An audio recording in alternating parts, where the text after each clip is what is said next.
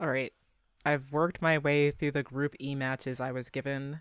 Now time to commentate the rest of Carbuncle Corner. Carbcorn. And here we have Lani versus RadioRad. Lani's GTR staying open for a considerable period of time, so is RadioRad's. Even though there were multiple opportunities to finish that out. Lani missing the yellow in column 3 needed to set that chain off, okay. Lani gets the yellow in column 3, but doesn't have the blues to connect to the rest of the chain. And that Big 5 from RadioRad is, I say gonna do it. So both players get this all clear. And both players immediately start building their main chain, which is, the thing about, all clear starts is that they're a big old game of chicken.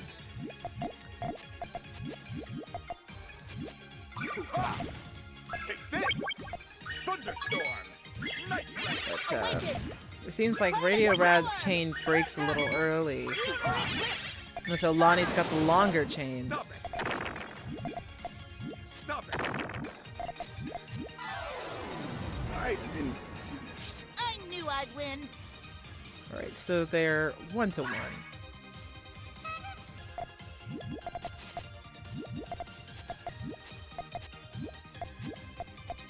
Now both players thinking very carefully about how they want to place these pieces. I have to wonder what they're holding out for when it comes to placing all those greens. Specifically what Lani is holding out for. When it came to placing all those greens to one side. Impossible. The day is mine. That big old divot in the middle of Lani's chain in the center.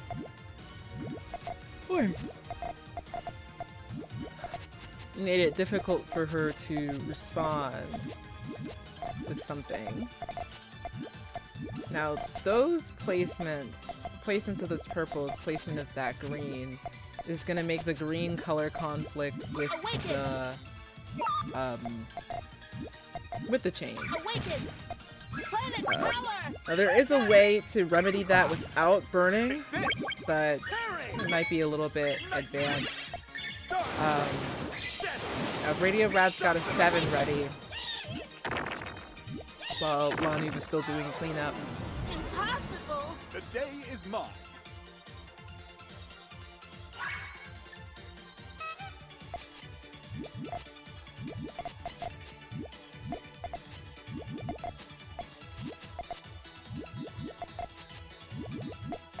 I guess Lani's trying out like a new form. With the stairs, the 2-2 stairs at the end.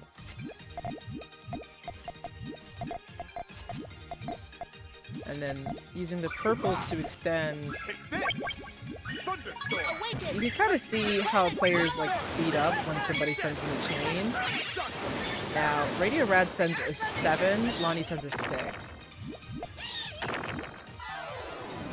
And one thing I've noticed about RadioRad's chaining is that, like, you'll see, like, a base, and then, like, maybe one link into the extension, versus, you know, the base on Lani's end, and then there is the transition. Sorry, I was about to say one link into the transition versus just the transition. You know what I mean? Right?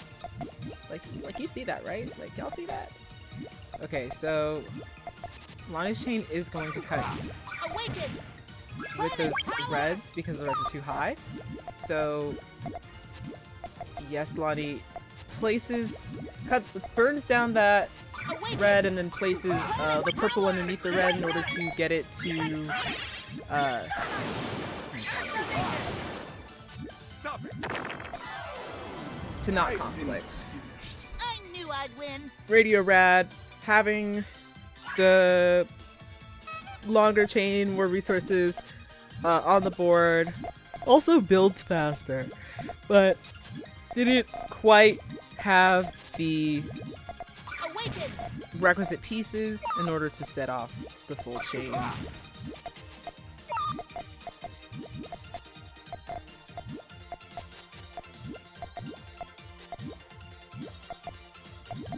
RadioRad's got like a nice little thing over here. They just need to put a red in column 4, but Awaken. doesn't. So this is gonna pop simultaneously, and this is gonna be a 5.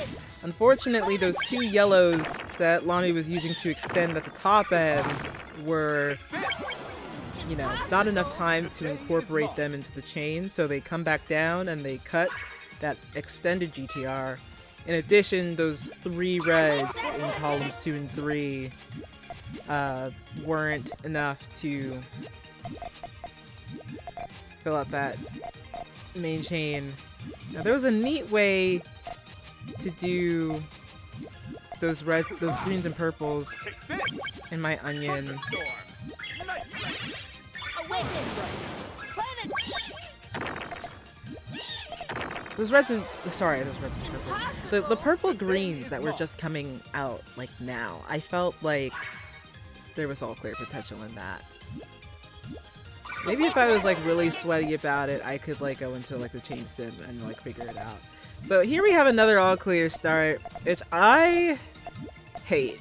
I hate that for you, Lani. I really do. Lani's gonna commit early to that extension. And the one chain clear is going to suck to suck.